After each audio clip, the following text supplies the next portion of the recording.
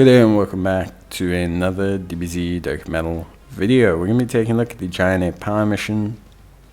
Yep, the Giant Ape Power mission against Super Saiyan God SS Vegeta. And obviously this is the 10th stage of the Goku Red Zone. So this is the 10th stage of the Goku story Red Zone. Honestly, these Red Zone missions have been okay. I think personally for me, there's definitely, like, at least on my side, I would say, like, probably a different type of challenge with this in the Goku stage. They're very interestingly designed. They have, like, very, very, very large health pools. They're fairly tanky as well. Like, they're very tanky. And then, of course, you have the added kind of, like, build up of their attack. I will say I think Vegeta overall is a little bit more manageable than Goku, just because of the way he works. So you can, like, attack lowering him, for example. This makes a huge difference to how his attack scales up, giving you a larger window to kind of set up your team. And although he can build up fairly quickly, I mean 5%, 300% attack, but like every time he gets hit, it's 5% attack. Yes, cool. So that's 60 attacks. It's still a fair chunk. Like, and I would say until you've hit him about 20, maybe 30 times, most high level teams, especially ones like, ones like this, like Giant Ape Power, I don't think you're going to see like a huge roadblock, basically. But yeah, anyway, the point is, so to cut a long story short, I think, look, the Giant Ape Power team is not the widest category. I don't think you have a ton of options to really build your team. Preferably you want 2 AGL Goku leads, you want a Tech Giant Ape Vegeta, you want to have the SS4 duo, you want to have the GT duo, the Goku and the Vegeta, and you probably want to have the Int SS4 Goku, or maybe a physical Vegeta SS4 from Heroes, or an AGL Vegeta. I obviously didn't use those because I have them, but I don't want to use Heroes units, especially now with Heroes being up in the air. Like, oh, will you get Heroes back? Basically, like, it's just a bit difficult to say. So yeah, for me personally, look, I think this team does more than fine. Doesn't really do anything in particular because there's no attack lowering here.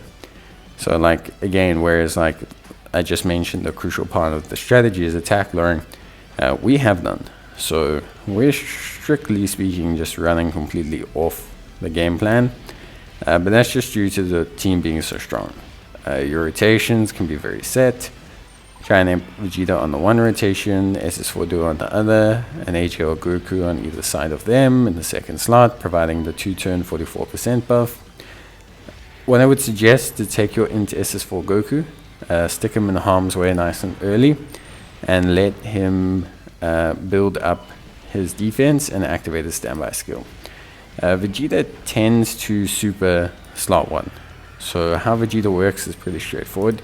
He likes to super slot 1, and then likes to, with that, kind of build up on his defense and basically, make himself very, very tanky.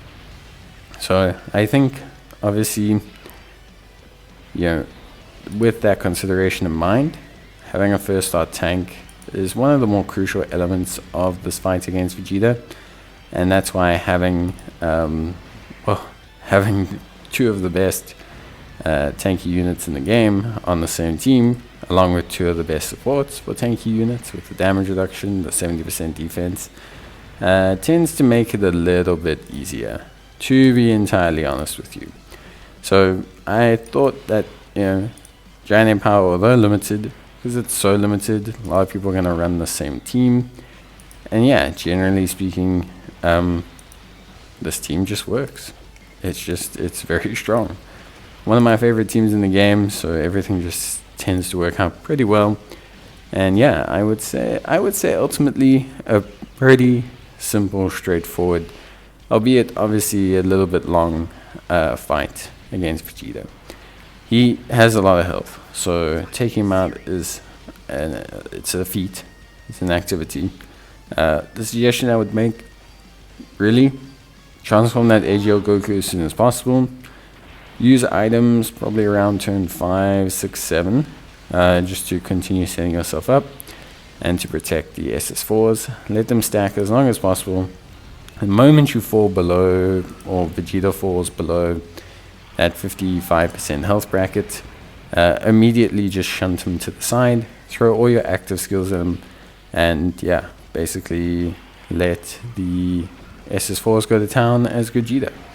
It's probably the best bet.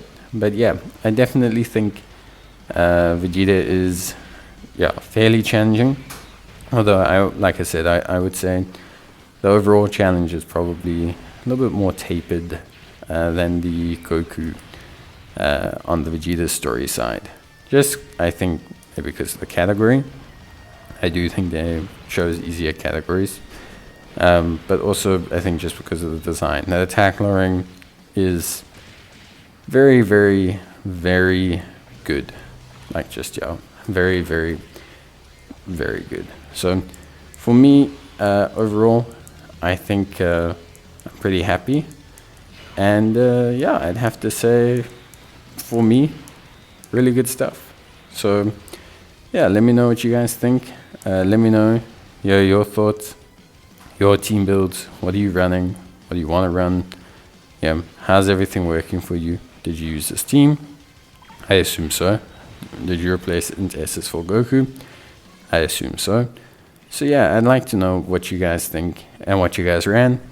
And that's it from me. Hope you enjoyed the video. And as always, I will see you guys in the next video.